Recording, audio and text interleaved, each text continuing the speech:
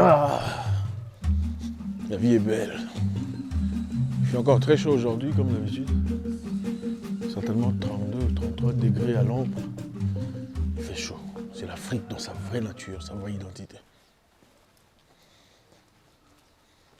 J'ai appris dans ma vie que l'une des meilleures choses que l'on puisse faire pour soi-même, c'est voyager. Voyager pas seulement pour aller en Europe, voyager aussi en Afrique. Découvrir ce que font les autres Africains, comment ils vivent leur vie. Tu ne peux pas savoir qui tu es vraiment si tu n'as que pour élément de comparaison toi ou des gens plus abrutis que toi. Tu ne peux pas savoir où tu es dans la vie si tu n'as que pour élément de comparaison toi ou des gens similaires à toi, plus abrutis que toi. Et souvent, on vit dans des pays où on pense que nous sommes normaux parce qu'on est habitué à un certain comportement, à une certaine façon de voir la vie. Ne comprenons pas qu'on peut être malade. Donc quand vous allez chez les autres, voir comment ils vivent, vous pouvez très vite réaliser que vous êtes malade.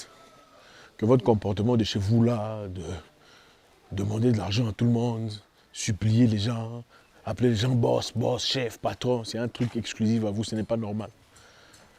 Que votre façon de trop aimer l'argent de manière démesurée, au point où vous négligez toute la population pour vos intérêts personnels quand vous êtes dans le gouvernement, est une mentalité de chez vous. Et ce n'est pas nécessairement normal. Et aussi l'amour démesuré de l'argent. Les gens qui ne vivent que pour l'argent. L'argent est bien, hein? C'est un bon serviteur, mais un très mauvais maître. Quand vous commencez à vivre votre vie pour l'argent, seulement pour l'argent, tout ce qui est argenté, signifiant pour vous, ce qui ne représente pas de l'argent ni rien, vous vous perdez. Et aussi on réalise, vous savez quand les gens aiment leur pays, ils bossent très dur pour améliorer. Vous le remarquez même dans les constructions. Ce n'est pas tellement inégal. Il y a une certaine structure. Contrairement à beaucoup de pays africains où vous trouverez un endroit où il y a des riches et un endroit où il y a seulement des pauvres. Il n'y a presque pas de classe moyenne. Ici, par exemple, vous voyez combien les gens se battent pour avoir un standard plus ou moins acceptable. Dans la vie, il faut savoir que quand vous avez des idées, des projets, des ambitions, on ne peut pas être aimé de tout le monde. Vous ferez face à des fortes résistances. Si vous êtes le genre de personne qui représente quelque chose, si vous vivez pour quelque chose, si vous bossez dur, vous ferez face à la résistance. C'est-à-dire les gens ne vont pas vous aimer. Il faut arrêter de chercher à se faire aimer par des gens. Il faut arrêter d'essayer de se justifier auprès des gens qui sont déterminés à ne pas vous comprendre. Je répète le tout dernier. Il faut arrêter d'essayer de vous expliquer auprès des gens qui sont déterminés à ne pas vous comprendre. Ceux qui vous aiment et veulent votre bien comprennent déjà votre situation. Et d'ailleurs, pour la plupart des cas, ils ne veulent même pas besoin de votre explication. Parce qu'ils se disent qu'il y a certainement une raison pour laquelle ce qui a été dit a été dit. La plupart de ceux qui disent « Ah d'ailleurs, vous avez entendu parler, il a fait ça, il a volé l'argent du contribuable. D'ailleurs, vous avez entendu... Ah, il est dans les histoires illicites. » La plupart de ces gens-là sont des gens qui ne sont là qu'à planter leur grain de méchanceté, de naïveté dans l'objectif de vous détruire. Donc ne perdez pas votre temps à vous expliquer. Moi, quelqu'un qui me disait là, c'est marrant. Donc voilà. Faites ce que vous avez à faire dans la vie pour aboutir à vos objectifs. Tout le monde ne sera pas d'accord avec vous. Tout le monde va, voilà, enfin, tu n'auras pas le soutien de tout le monde. Il y a des gens qui diront du mal, il y a des gens qui vont critiquer. Mais c'est ça la vie.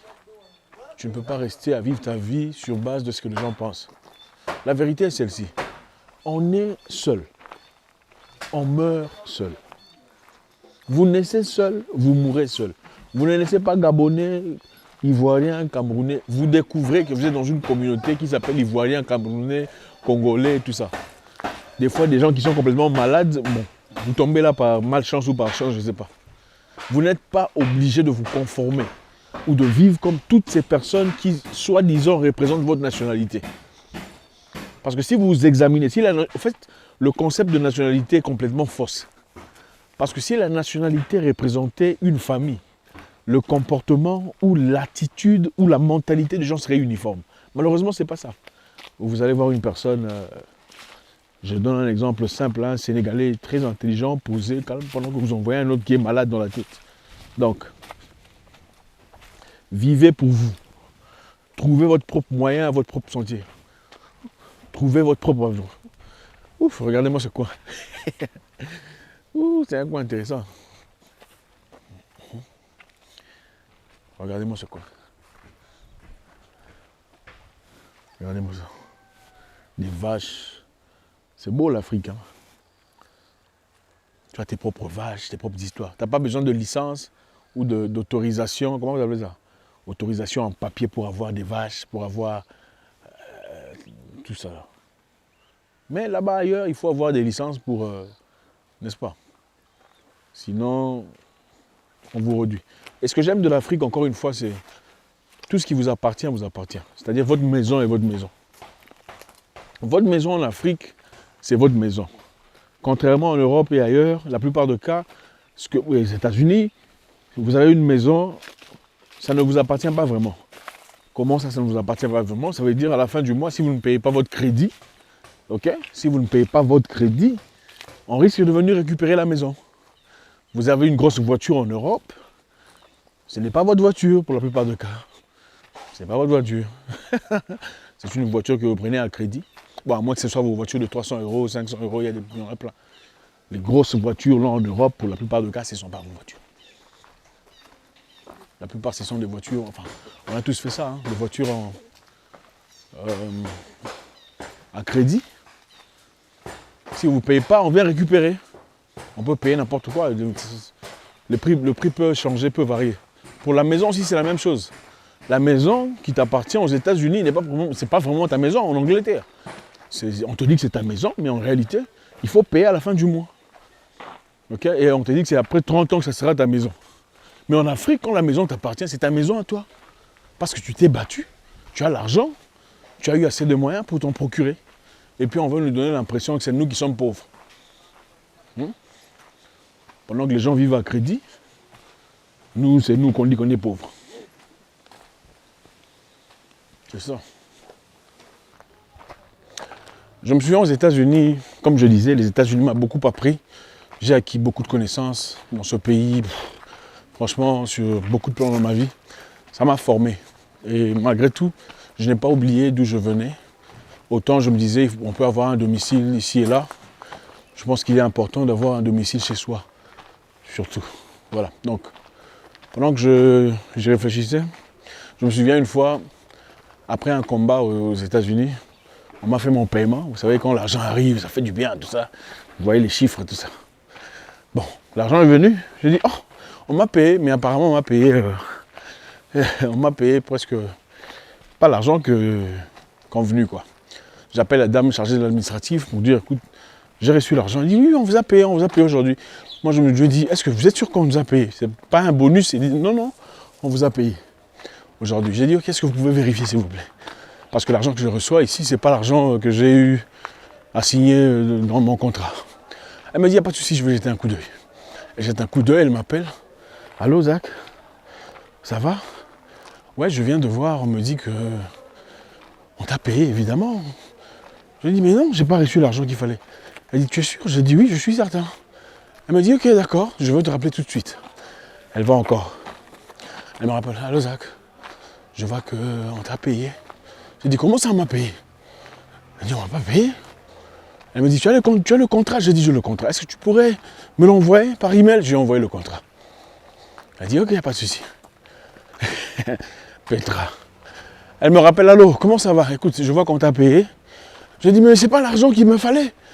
Elle me dit, mais oui, mais bon, on a fait la réduction, la taxe, le home, machin, histoire, tout cela. Elle dit, quoi? On a fait quoi?